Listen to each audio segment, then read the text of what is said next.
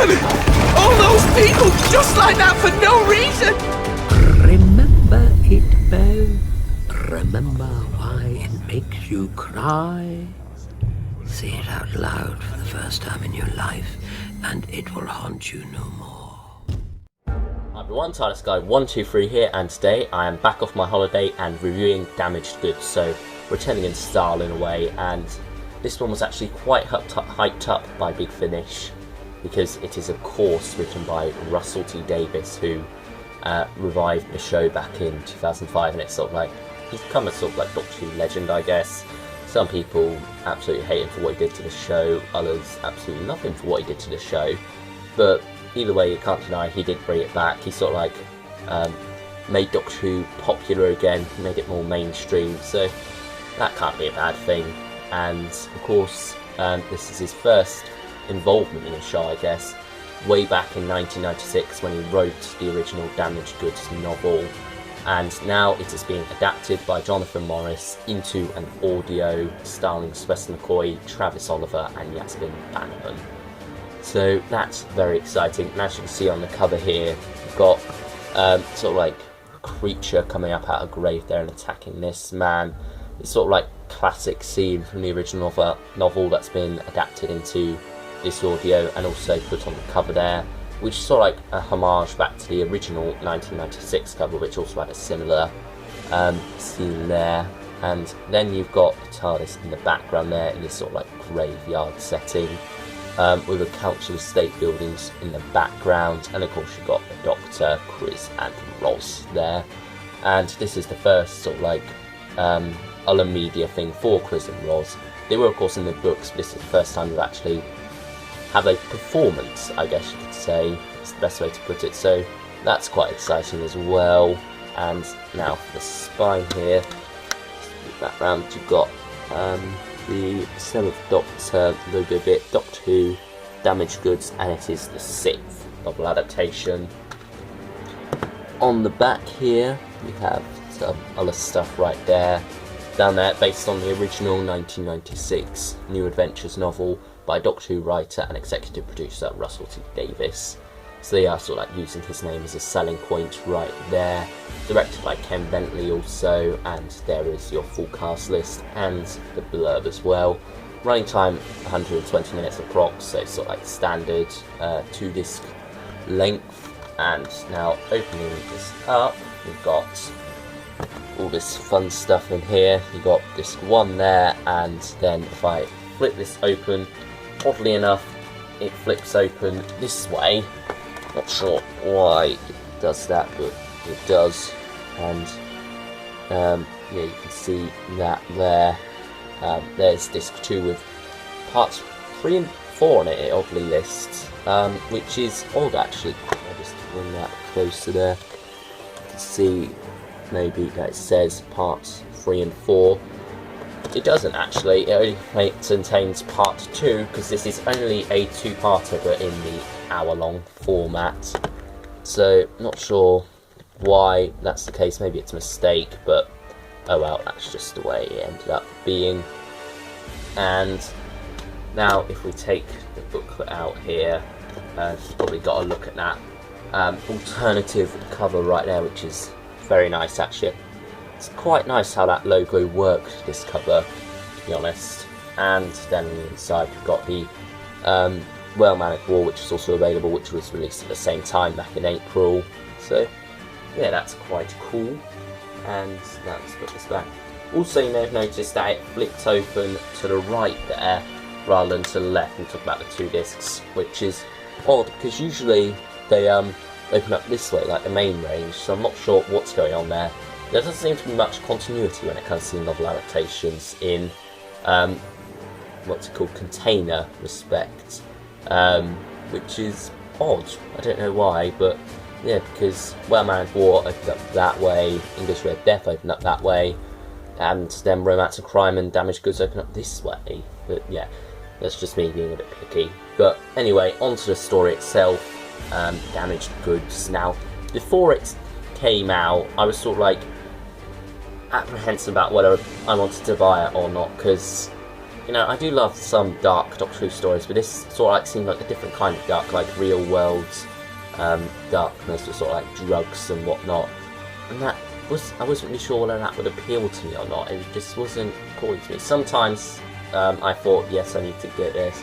Then other times I was just like, maybe not. And, you know, I finally did end up getting it a bit later.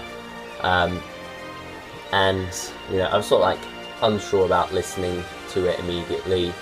I thought maybe it's going to be too dark for my taste, I don't know. But when I ended up listening to it, I fell in love with it. It is an amazing story, it truly is. It does have its flaws, but at the same time it's just an amazing listen. I think Johnny Morris and Russell Davies have done an exceptional job with this. I'm not sure how much credit should be done to each of them. I'm not sure how much it should change from the original novel. I haven't read the original novel. Apparently there have been quite a few big changes. Some scenes which are not really appropriate for Big Finish have been cut out. But you know, it doesn't really feel like it's lost anything, this audio. It feels very much like a story in its own right. It doesn't feel like there's been anything removed. It doesn't feel butchered. It feels natural and flows naturally.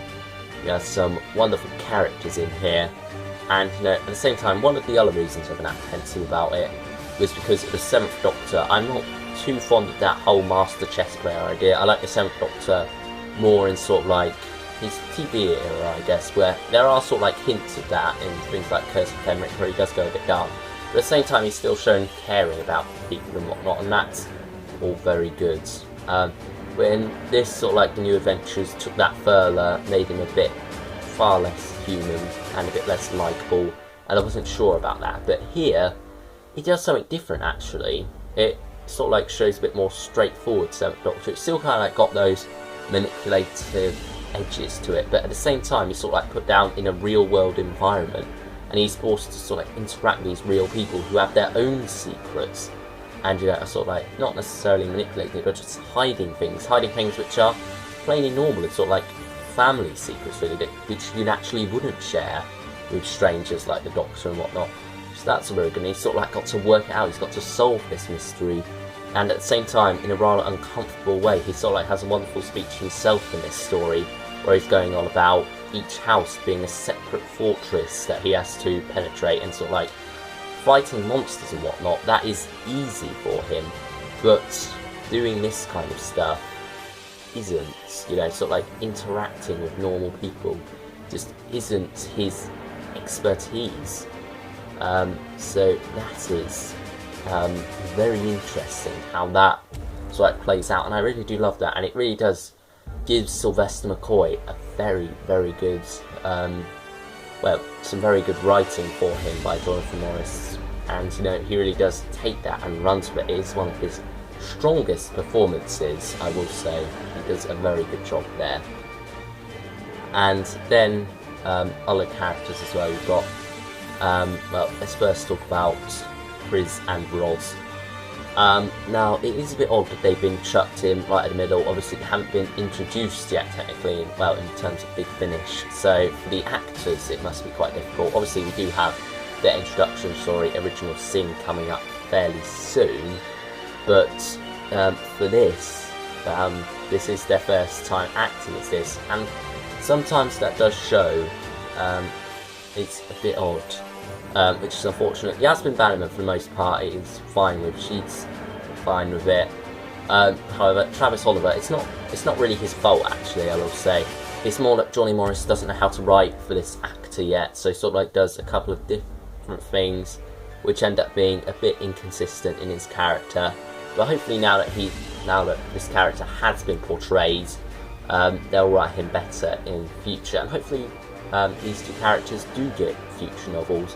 Because future novel adaptations, or maybe future new adventures, yeah, as in new adventures. You know, that would be quite nice. Also, not sure how the rights would work out with that though. I'm not sure whether they can do that or not. But nevertheless, it would be quite exciting to hear more of them and expand on their characters. Because in this, you know, there isn't much time to really talk about their characters or anything, because we have this big problem going on, and you know, At the same time, there's sort of like a family dilemma at the heart of it, which is quite nice. It's a very real-world family theme going on here, and you know that really is at the heart of this story. But at the same time, it doesn't sort of like detract from the main threat. And you sort of like got these two story strands which tie in together very nicely at the same time, and that is all very good. And then of course you have some new series references, because obviously with the advantage of hindsight and whatnot, adapting it now after the new series has come back, it's sort of like paying homage to Russell T Davies by throwing those things in there, changing some things, because I believe the New Adventures did have sort of like a Psy Powers arc thing going on this time. They've sort of like cut all that out and replaced it with some other things, some other references, which I'm sure new series fans will enjoy a lot. And it's also sort of like in the format of the new series story as well, with it being 2 hour-long parts. That works out quite nicely. And remember me saying earlier about the discs getting that bit wrong by saying episodes 1 and 2 and episodes 3 and 4 when it is actually just part 1, part 2. But yeah, that is all very exciting, and I do like that sort of thing, how it ties into that. And you know, there are sort of like those exciting moments in there, especially when you get into part 2. And then at the same time, you've got this rather credible threat, which is sort of like going through the drugs and whatnot. And they changed cocaine to smile. I can understand why they did that, and actually I kind of prefer it that way. It makes it seem a bit more fictional, and sort of like, you know, it makes the whole thing with the drug being now smile is actually, well, it sounds like a name for a drug, it honestly does. But yeah, that just works, I think. So yeah, that is my thoughts on that side of the story. And then one flaw I will say is that the monster at the end is a bit hard to picture in my head when you're sort of like listening to the story. It's a bit hard to imagine that monster. I feel like I could describe it a bit better maybe. Obviously you don't want it to seem forced exposition where they sort of like describe things which people wouldn't really describe in real life. So yeah, I can understand why, but at the same time it just feels a bit odd. I struggle to imagine the big giant monster at the end. And you know, it does sort of like have that RTD finale feel to it when you sort of like got something big going down on Earth, and you just sort of like got loads of the death toll rising and whatnot, and loads of epic stuff going down, which yeah, that is quite interesting, and in the heart of London as well, because where else would a alien invasion begin in Doctor Who? So yeah, that is quite interesting how that works out. Talk about the other characters quickly. We just flip onto the back here and have a look at who there is. We've got Winnie Tyler, who is sort of like the mother of Bev Tyler and Gabriel Tyler, who are two quite interesting child characters.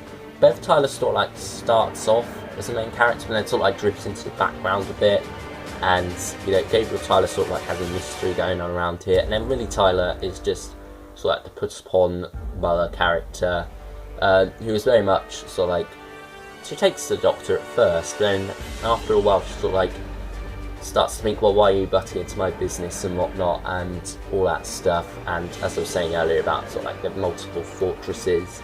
And then Eva Jericho is a wonderful character who's sort of like, is the opposite. She's sort of like very much in the background in part 1, then sort of like goes utterly bonkers in part 2, sorry, and you know, she is a wonderful character as well. And then another character, Stephen Jericho, not much to say about him really. He is very much sort of like, well, just a background character for the most part, but at the same time quite a big device in the plot, which I can't really talk about. And then Harry Harvey and Jack Leather, there too. Jack Leather, I think, was just one of the background sort of like drug characters. Harry Harvey is a fairly interesting character. He's sort of like, his plot sort of ties into both Gabriel Tyler and what's the character's name? He's not listed here by looks of it. Oh wait, no, David, sorry, yeah, David. I'm not sure why he was listed there, I just found his name, yeah. Harry and David, they're sort of like plots are tied together, and obviously I can't talk too much about that because once again it really involves spoilers. The Kappa is a very interesting character and quite a villainous one as well, and he is quite a lot of fun to watch. And Peter Barrett, who plays him, is Peter Barrett, has a very interesting voice, and that I do quite like. It's sort of like got that very villainous voice, which works very well for that character. And then you just got some other sort of like background characters down there, who I won't really go into because there's not much I really can say about spoilers. But I will say that this cast is great. They all play their parts splendidly, and it all comes together very nicely. Damaged Goods is a great story, much better than I was expecting it to be. I did have my fears before listening to it, but now that I have listened to it, it's just a wonderful story, really, and I will give it a solid 9 out of 10. It is very good. I highly recommend you pick it up. If you're sort of like a classic series fan, it depends whether you're into the whole new adventures thing or not. If you're a new series fan, and I think you would quite enjoy this as well. It's just sort of like probably one of the Doctor Who stories that best fits with the new series, mainly because Russell T Davies, of course, wrote it, and it's got sort of like some new series things in there. So yeah, I think it's a story that most people will enjoy. Maybe not the younger side of the audience, but yeah, for the most part, Damaged Goods is all around a very strong story. So those are my thoughts on Damaged Goods. 9 out of 10 is the rating. Please share your thoughts and your ratings in the comments below. And I will see you all next time. Coming up is the review of The Sixth Doctor: The Last Adventure. Hopefully everyone's excited for that, I know I am. And yeah, I will see you all then. Bye everyone.